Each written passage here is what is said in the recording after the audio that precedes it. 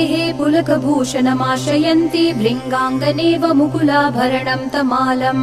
अङ्गीकृताखिल विभूतिरपाङ्गलीला माङ्गल्यदास्तु मम मङ्गलदेवतायाः मुग्धा मुहुर्विदधति वदने मुरारेः प्रेमत्रपा प्रणिहितानि गतानि मालादृशोर्मधुकरीव महोत्पलेय सा मे श्रियं दिशतु सागरसम्भवायाः आमीलिताक्षमधिगम्य मुदा मुकुन्दम् आनन्दकन्दमनिमेषमनङ्गतन्त्रम्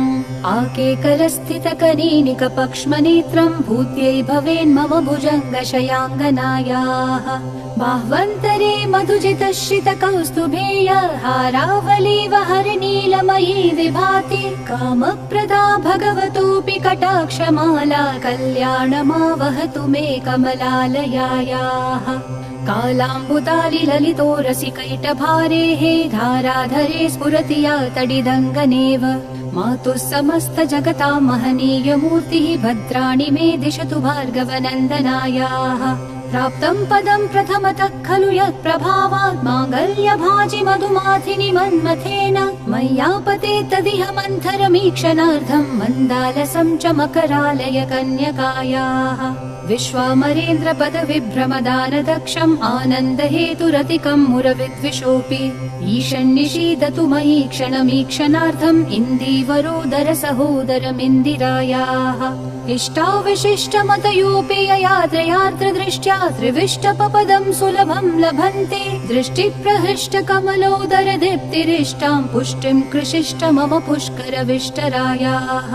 दद्यादयानुपवनो द्रविणाम्बुधाराम् अस्मिन्न किञ्चन विहङ्गशिशौ विषण्णे दुष्कर्म धर्ममपनीय चिराय दूरम् नारायण प्रणयिनी नयनाम्बुवाहः गीर्देवतेति गरुडध्वज सुन्दरीति शाकम्भरीति शशिशेखर वल्लभेति सृष्टिस्थिति प्रलय कीलिषु संस्थितायै तस्यै नमस्त्रिभुवनैक गुरोस्तरुण्यै श्रुत्यै नमोऽस्तु शुभकर्म फलप्रसूत्यै रत्यै नमोऽस्तु रमणीय गुणार्णवायै शक्त्यै नमोऽस्तु शतपत्र निकेतनायै पुष्ट्यै नमोऽस्तु पुरुषोत्तम वल्लभायै नमोऽस्तु नालीकनिभाननायै नमोऽस्तु दुग्धोदधि जन्मभूम्यै नमोऽस्तु सोमामृत सोदरायै नमोऽस्तु नारायण वल्लभायै नमोऽस्तु हेमाम्बुज पीठिकायै नमोऽस्तु भूमण्डल नायिकायै नमोऽस्तु देवादिदयापरायै नमोऽस्तु शार्ङ्गायुध वल्लभायै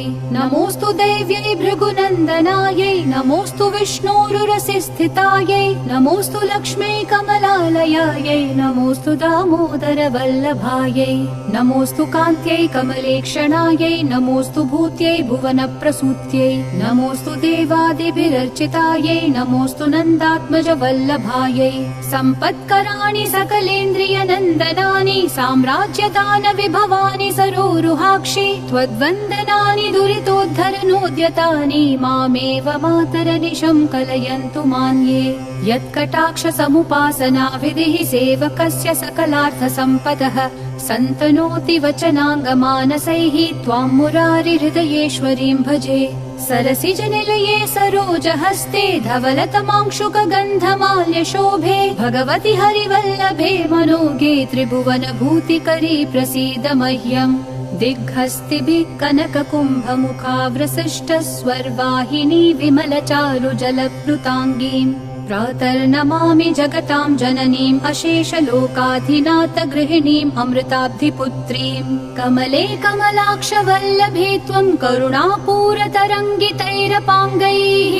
अवलोकय माम किञ्चनानां प्रथमं पात्रमकृत्रिमं दयायाः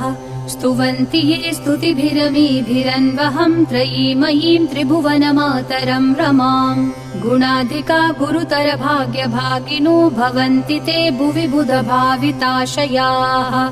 इति श्रीमच्छङ्कराचार्याकृत श्रीकनकधारा स्तोत्रं सम्पूर्णम्।